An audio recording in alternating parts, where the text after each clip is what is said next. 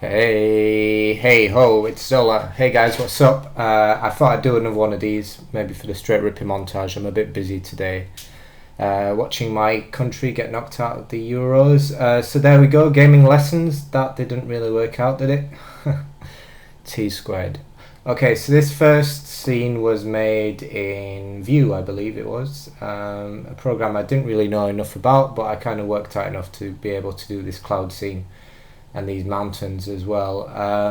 Again, this program, if you would ask me to make that scene again right now, I would have no idea how to do it. These opening intro angles, I believe, were captured for me by Frag, although I could not guarantee whether that's the truth. Again, this is in Vue. It was either Frag or Robotic Designs, I believe it was called. This was actually made with a mod. That scene there, so we went from the view to the actual mod where you could see the little numbers in the corner, and so that was kind of a cool idea. I really liked this intro. I felt it was nice. I had the perfect clips for it, because I had all the blue Spartans doing stuff on narrows here, and the badge there was made by Robbie again, who tracks it all himself and everything. So this first song was, I believe we start with LMI. It was the I can't even remember what the band is called. Another generic rock song. You've probably heard it before. These little lower thirds in the corner I kind of liked. We went through a couple of iterations, but the guys were kind of cool with those. I really like that angle. It's one of my favorites. And what you guys might not know about the Str8 Rippin montage is I made everything 90% speed, I believe it was, the whole way through, and the reason I did this was to match the speed of Halo 2 to give the whole montage a kind of Halo 2 feel. And this led to me having to I replaced all the gunshot with Halo 2 BR sounds, and I think the gunshots for the sniper rifles were a mix between Halo 2 and Halo 3 BRs, so that's a bit of a factoid there for you. So this whole video is basically played at 90% speed just to make it feel faster and more like Halo, but of course that speeds your sound effects up. So I had to redo the sound from scratch, but if you're dedicated to something, you end up doing it right. The gameplay for this was I was really happy with it. Obviously Snipe Down had probably the most clips, legit, and Elamite had the least clips, and T squared had probably somewhere in between. And but the thing with T squared is he had really nasty kill tack in the last song. I really wanted to capture that moment, the kind of standoff between the two of them. I masked this behind a pillar. If you look here, I think I used a pillar as a wipe here. So we come here past it and we use that as a wipe to go into that. So it's really subtle, but the kind of little details that I think make a good video.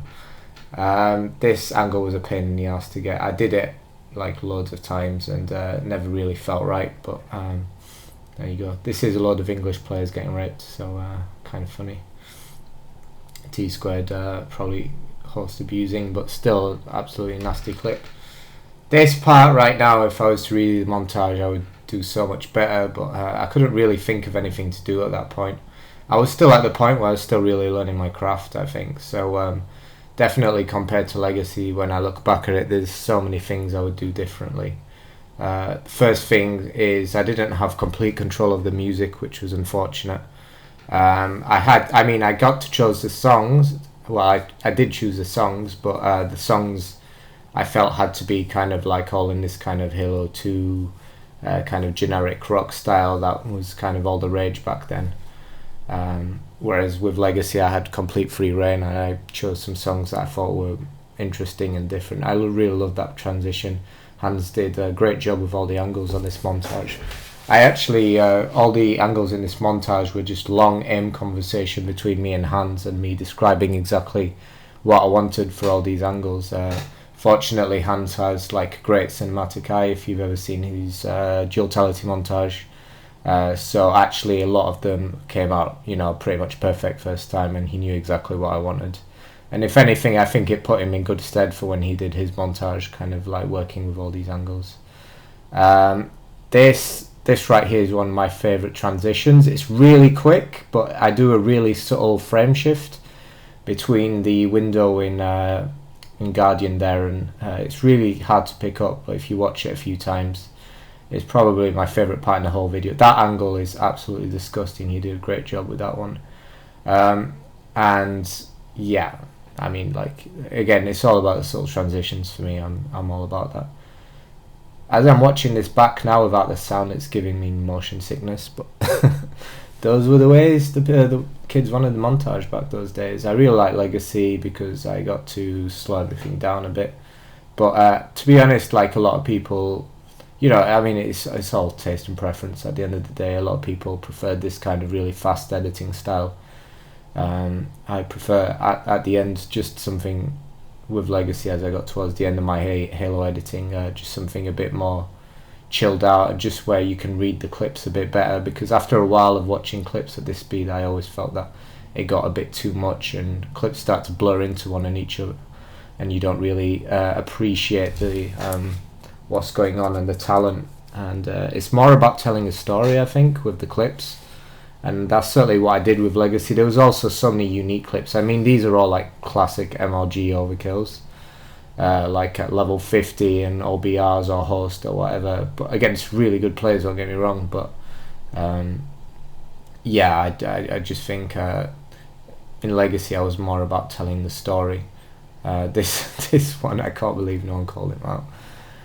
This was a clip we used in the trailer, and for me and Peridius did. And yeah, this legit clip was one of my favourite, 2 jumping headshots, and then back to this map, which was actually one of my favourite. I can't remember what it's called. Onslaught, that's what it was called. This was great headshot on Gandhi for the overkill, one of my favourites. But yeah, effects wise, there's not much to talk about in this one. It was more about the clips, and the players really wanted to have that, you know, like that over 2-for-1 for the overkill. You know, it's just standard. That was a really unique clip because the plasma grenade falls through the curtain, and again I didn't really tell that story properly, so I kind of only have myself to blame with that one. And here we go into the last song. Probably the most creative thing I did in the whole video, apart from the intro, was this transition, which took forever because I had to keep putting the camera in the same place and then slowly rebuilding and removing parts of construct, and then kind of re-adding parts, I guess. I wanted to do it a bit more complicated than that, but I ran into some problems which I can't quite remember. But yeah, you know, it is what it is. That is one of my favourite. This one especially is like 3 of the quickest headshots I've ever seen. That angle, I was really happy with the time freeze on that one. Hans did an amazing job. I think that was one of the ones we tried for longest, and that little Mexican showdown there, I remember both saying he really loved that that clip especially, because it's like the old like westerns and samurai movies and stuff, just a kind of nod back to those kinds of days. And again, their sort of transition from one frame to the other, and you know, like again without the sound, this is just like, honestly, it's blowing my mind. I mean, it's been quite a few years, and with the sound it makes a lot more sense, but as I'm watching this, it's just so frantic and crazy, and you know, not that I'm having a go at my own work, but just definitely you can see the progression, in my opinion, from this to Legacy. I thought there was definitely a massive, and I think having my own capture cards definitely helped with that for Legacy, because I could sit in theatre for hours, and obviously again I'll say Hans did an amazing job, but sometimes a lot of the angles you just find by flying around, you know, in theatre for hours and hours. This shot on Ghost Yam is absolutely outrageous, and getting the overshield on this one, I mean, come on. This was another one where I didn't quite know what to do. Again, this transition, I kind of felt like it needed a big effect to that point in the song, and I am quite happy with the way it turned out. But again, if you were to ask me to do that again right now, I would probably think of something a bit different. This shot from this 2-for-1. It's a shame that wasn't a triple, in fact. I remember there was a conversation had about maybe faking a triple medal, and I was like, no way, that's not me. I have better things to do than waste my time faking triple and overkill medals. that plasma over the bridge was really nicely synced. I was really happy with the way that one came out. And Snipe Down going headshot crazy for the end of the video. And just at this point, it was just like we had 4 clips left and we just needed to squeeze them in. And then this they really liked because of the rivalry with Triggers Down at the time. So it was kind of almost like rubbing Triggers Down face in it a bit. And again, with the outros, like, this is quite a simple concept, but I felt like I was really happy with the way this turned out. Using the Max Richter piano tune was, I think, a nice touch, because I managed to sync the points and just slowly get rid of all the Spartans on all the so there you go. Here I actually left the audio from the recording, so you can actually hear as the camera goes up on narrows. I didn't realize it till after I rendered it, and because we had to squeeze it out so quick, Robbie told me afterwards, and I was like, I know, man, I spotted it, but it was too late, because there was so much hysteria, and obviously the video had been delayed a few times. So yeah, so there it is, guys, behind the scenes on Str8 Rippin. If you have any questions, please fire them over to me. If you have any ideas as to what you would like to see next, whether maybe it's a day in the life of or something a bit different, I don't know. I'm open to suggestions. Obviously I will keep doing the tutorials, just not today as I've been really busy. Thanks for watching, and I'll see you next time.